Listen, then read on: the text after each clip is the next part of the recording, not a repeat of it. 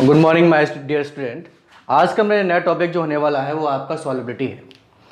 तो जैसे कि आप जानते हैं कि प्रीवियस क्लास में हम कंसंट्रेशन टर्म्स जितने भी हैं वो हम एक्सप्लेन मैं कर चुका हूँ आपको मैं, और उसी से रिलेटेड मैंने आपको कुछ न्यूमेरिकल भी कराए थे। आई होप आपने प्रैक्टिस भी की होगी, आपने किया भी होगा।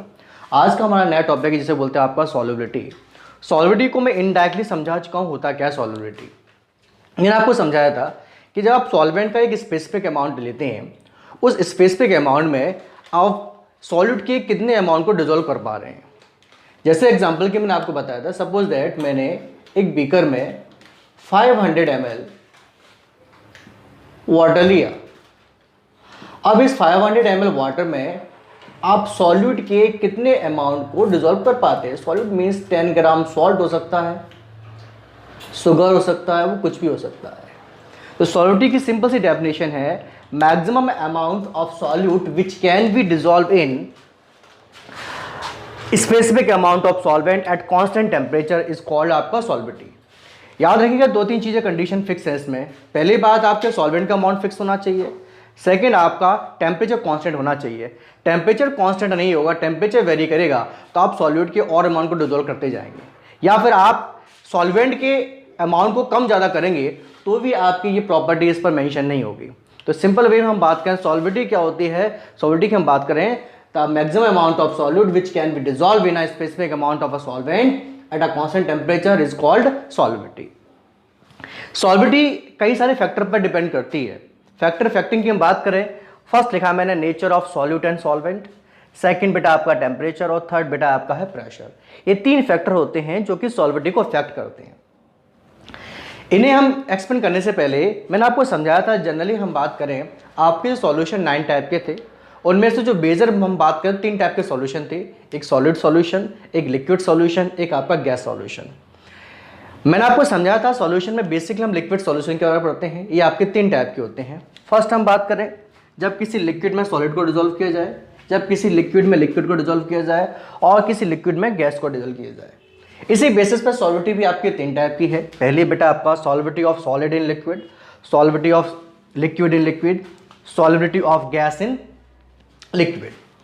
अब जैसे कि हम बात करेंगे ये फैक्टर हैं किस तरह से ये आपके सॉल्यूशन को अफेक्ट करते हैं। जैसा कि फर्स्ट लिखा है solubility of solid in liquid, और एक सेकंड लिखा है solubility of liquid in liquid. इनमें जो फर्स्ट फैक्टर है nature of solute and solvent, इसके लिए सबसे मोस्ट इंपॉर्टेंट पॉइंट है आपका लिखा है like dissolve like. Like dissolve like का मीन्स क्या होता है, मतलब सिमिलर नेचर वाले जिनके बीच जो इंटरमोलिकुलर अट्रैक्शन ज़्यादा होगा उसमें सॉल्युबिलिटी ज़्यादा होगी, और डिफरेंट नेचर वाले जो कंपाउंड होते हैं या सब्सटेंस होते हैं जिसकी वजह से उनमें जो इंटरमोलिकुलर अट्रैक्शन वो कम होगा तो सॉल्युबिलिटी क्या होगी बेटा आपकी कम होगी। लाइक डिजॉल्व लाइक का मतलब ये होता है पोलर कंपाउंड पोलर कंपाउंड में सॉल्युबल होता है। सेकेंड हम बात करें नॉन पोलर में आपका सॉल्युबल होता है।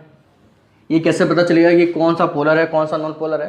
हालांकि हम 11th क्लास में हम बात करें, एक टॉपिक था पोलराइजेशन, इनकी पोलर क्या होता है उससे हम पता करते हैं, लेकिन फिर भी हम बात करें कैसे आइडेंटिफाई करते हैं। फॉर एग्जाम्पल के लिए मैंने वाटर लिया और वाटर में मैं डिजोल्व कर रहा हूँ सॉल्ट को। आप जानते हैं water is a polar nature. क्यों कि वाटर की बात करें तो H+ और OH नेगेटिव आयन प्रेजेंट होते हैं। नॉर्मल वे में समझ के मान सकते हैं कि किसी कंपाउंड में इन एलिमेंट के बीच यदि अपोजिट चार्ज प्रेजेंट है तो उसे बोलते हैं पोलर। जैसे कि वाटर में बात करें हाइड्रोजन पर प्रोटॉन है और OH नेगेटिव और हाइड्रोक्सिल आयन पर नेगेटिव है तो ये पोलर नेचर का होगा। ऐसे हम बात करें सोडियम क्लोराइड एक क्रिस्टल फॉर्म में होता है, यदि इसको वाटर में डिजोल्व किया जाए तो अपने आयन में डिसोसिएट हो जाता है बेटा Na पॉजिटिव और Cl नेगेटिव में।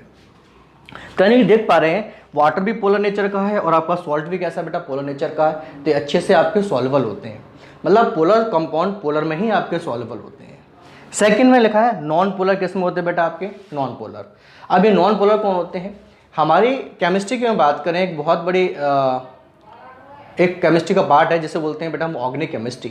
तो ऑर्गेनिक केमिस्ट्री में जितने भी आपके ऑर्गेनिक सॉल्वेंट होते हैं, ऑर्गेनिक सॉल्वेंट कौन से होते हैं बेटा आपका ऑर्गेनिक सॉल्वेंट की यदि हम बात करें कौन कौन से हैं, लाइक मैं इसको ऊपर मेंशन कर रहा हूँ। जैसे कि मैं लिया आपका एसीटोन CH3COCH3, मैं लिया ईथर C2H5O C2H5, मैं लिया CCl4 कार्बन टेट्राक्लोराइड या पायरीन, या मैं लिया अल्कोहल। ये सभी क्या है, it is a behave like a organic solvent. और ऑर्गेनिक सॉल्वेंट जो है ध्यान रखना, ये नॉन पोलर नेचर के होते हैं और इनमें केवल नॉन पोलर ही डिजोल्व होगा। यदि मैं बात करूं वाटर में एसीटोन को मिक्स करने की कोशिश करूं तो आपके वाटर और एसीटोन मिक्स नहीं होगा। क्यों नहीं होगा बेटा? क्योंकि वाटर जो पोलर नेचर का है और एसीटोन कैसा है बेटा? आपका नॉन पोलर नेचर का है। डिफरेंट अलग अलग आपके नेचर के हो गए, तो डिफरेंट नेचर के जो कंपाउंड्स होते हैं वो आपस में सॉल्युबल नहीं होते। तो वही लिखा है लाइक डिजॉल्व लाइक, मतलब पोलर में सॉल्युबल होता है और नॉन पोलर में सॉल्युबल होता है।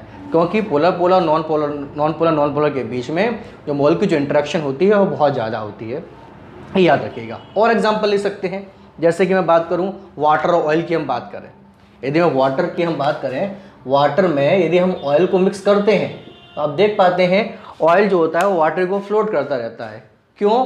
क्योंकि ऑयल जो है बेटा एक ऑर्गेनिक कंपाउंड है, और ऑर्गेनिक कंपाउंड कैसा होता है बेटा? आपका नॉन पोलर नेचर का है। और जबकि वाटर कैसा है बेटा? पोलर नेचर का है। दोनों के नेचर कैसे हो गए? अलग अलग डिफरेंट हो गए, जिसकी वजह से वो आपस में सॉल्युबल नहीं होते। तो यानी कि हम बात करें सॉल्विटी ऑफ सॉलिड इन लिक्विड और सॉल्विटी ऑफ लिक्विड इन लिक्विड, ये दोनों पे एप्लीकेबल होता है, ध्यान रखिएगा। यानी क्या? Like dissolve like. नेक्स्ट हम बात करें, जब किसी सॉल्वेंट ने सॉलिड को डिजोल्व किया जाता है और डिजोल्व हो जाता है, क्या बनेगा बेटा? आपका सॉल्यूशन बनेगा। और क्रिस्टलाइजेशन के थ्रू हम उसको दोबारा से अपने कंपाउंड में सेपरेट कर सकते हैं। किसमें? सॉल्वेंट में। और किसमें बेटा? आपके सॉल्यूट में। चलिए, तो ये फर्स्ट नेचर फैक्टर अफेक्टिंग था, nature of solute and solvent. चलिए नेक्स्ट हम बात करते हैं, आपका सेकंड फैक्टर क्या है बेटा? आपका टेम्परेचर। ये किस तरह से आपके सॉल्विटी को अफेक्ट करता है? जनरली हम जानते हैं दो टाइप की रिएक्शन होती हैं, एक एक्सोथर्मिक रिएक्शन होती है बेटा, एक एंडोथर्मिक रिएक्शन होती है।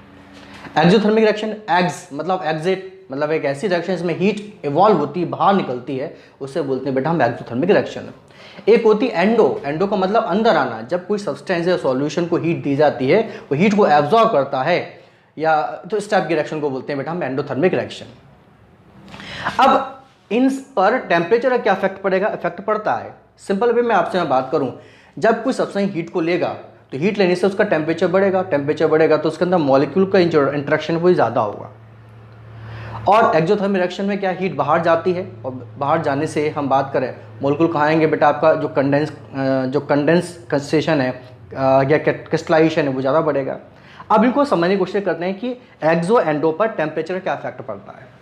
जैसे कि हम बात करें फर्स्ट, यदि आपकी एक्सोथर्मिक रिएक्शन है, एक्सो का मतलब हीट पैसे ही बाहर निकल रही है और आपने टेम्परेचर को और बढ़ा दिया, इससे क्या होगा? हीट बाहर निकलेगी, टेम्परेचर और बढ़ा देंगे, टेम्परेचर और बाहर बढ़ेंगे, जिसकी वजह से उनके बीच होने वाली जो इंटरेक्शन थी वो कम हो जाएगी, और इंटरेक्शन कम होगी तो सॉल्विटी क्या हो जाएगी बेटा? आपकी डिक्रीज हो जाती है। एक्सोथर्मिक रिएक्शन में टेम्परेचर को इंक्रीज करने पर सॉल्विटी क्या होती है बेटा? आपकी डिक्रीज होती है।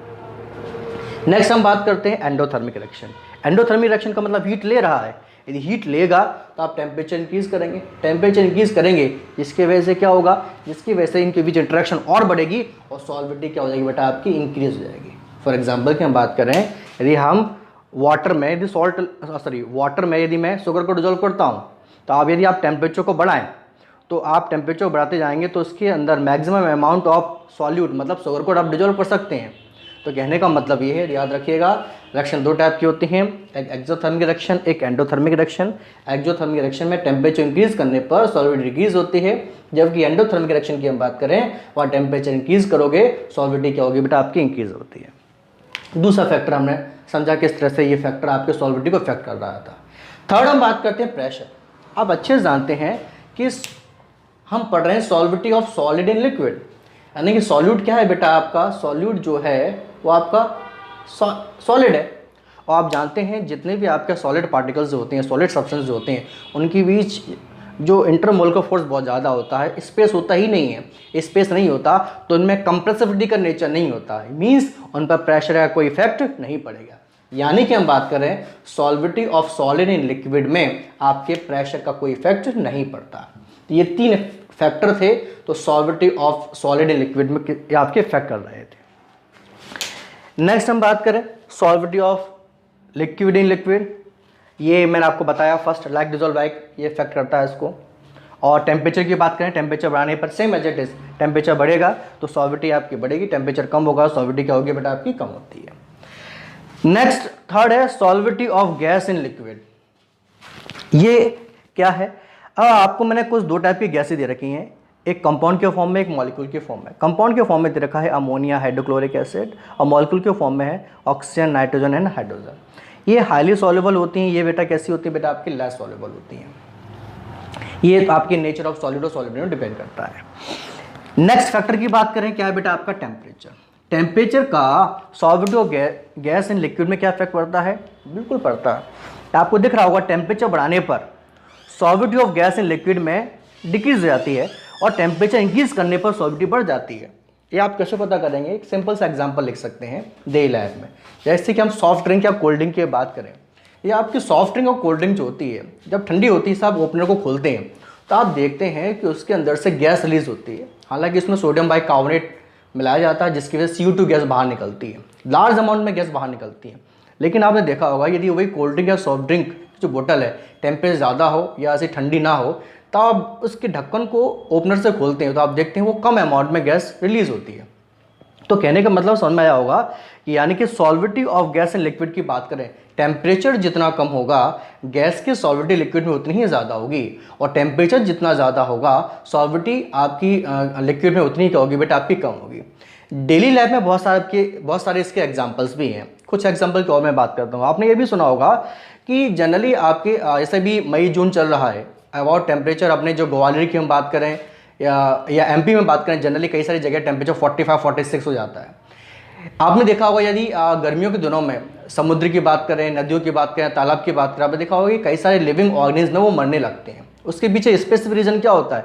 स्पेसिफिक रीज़न ये होता है कोई टेम्परेचर बढ़ेगा तो उसके अंदर वाटर के अंदर जो खुली हुई गैस है, लाइक कौन सी बेटा आपकी ऑक्सीजन, उसकी सॉल्विटी कम हो जाती है और वो लिविंग ऑर्गेनिज्म उस ऑक्सीजन को गेन नहीं कर पाते, यानी कि ऑक्सीजन का अमाउंट कम होगा जिसमें सफोकेशन की वजह से उनकी डेथ हो जाती है। तो कहने का मतलब ये है आपके टेम्परेचर पर सॉल्विटी ऑफ गैस का इफेक्ट पड़ता है कि टेम्परेचर इंक्रीज होगा सॉल्विटी कम, और टेम्परेचर कम होगा तो सॉल्विटी क्या बेटा आपकी बढ़ेगी। तीसरा फैक्टर है आपका प्रेशर। क्या सॉल्विटी ऑफ गैस इन लिक्विड में प्रेशर इफेक्ट पड़ता है? ऑफ कोर्स पड़ता है। और सॉल्विटी ऑफ गैस इन लिक्विड में प्रेशर के इफेक्ट को एक्सप्लेन करने के लिए एक साइंटिस्ट आए थे जिनका नाम था हेनरी। इन्होंने 1805 में 1805 की हम बात करें, एक लॉ दिया था जिसे हम हेनरी के लॉ के नाम से भी जानते हैं, जो कि हम नेक्स्ट क्लास में हम समझेंगे। लेकिन फर्स्ट हम समझें कि प्रेशर का इफेक्ट कैसे पड़ता है। वही आप एक कोल्ड ड्रिंक वाला या सॉफ्ट ड्रिंक वाला एग्जाम्पल ले लें। आपने देखा होगा जब ढक्कन हटाते हैं मतलब उसमें प्रेशर लगा होता है, हाई प्रेशर की वजह से ही उसमें गैस डिजोल्व कर पा रहे हैं। यदि प्रेशर कम या ज़्यादा करेंगे तो आपकी गैसेस की जो सॉल्विटी है लिक्विड में वो क्या आपकी कम हो जाती है। और एग्जाम्पल की हम बात करते हैं, जैसे कि जब कभी भी कोई person hill station high altitude पे जाता है, अबाउट 10,000 फीट या हम बात करें 50,000 फीट की ऊंचाई पर जाता है, तो लोगों को सफोकेशन टाइप का होता है, मतलब उल्टी आना, चक्कर आना, ये कॉमन सिम्टम्स होते हैं। क्यों कि हिल जितना आप ऊंचाई पर जाएंगे तो वहाँ पर आपके एटमॉस्फेयर का जो पार्शियल प्रेशर है थोड़ा सा कम हो जाता है। तो हमारे एटमॉस्फेयर का जो पार्शियल प्रेशर है जनरली हम बात करें 180 mm है, लेकिन सरफेस से और सरफेस से ऊपर जाने पर प्रेशर कम हो जाता है, जिसकी वजह से गैसेस की जो सॉल्विटी है वो आपके बॉडी में डिजोल्व नहीं हो पाती, मतलब ऑक्सीजन आपके ब्लड में डिजोल्व नहीं हो पाती, जिसकी वजह से सेल्स को प्रॉपर अमाउंट में ऑक्सीजन नहीं मिलती है। लैक ऑफ ऑक्सीजन की वजह से सफोकेशन आना, उल्टी आना, चक्कर आना, इस तरह के आपको कॉमन सिम्टम्स आपको दिखाई देते हैं। तो ये हम पढ़ेंगे हेनरी लॉ में। तो ये आपके कुछ फैक्टर इफेक्टिंग थे जो कि सॉल्विटी को इफेक्ट कर रहे थे। आई होप आपको समझ में आए होंगे।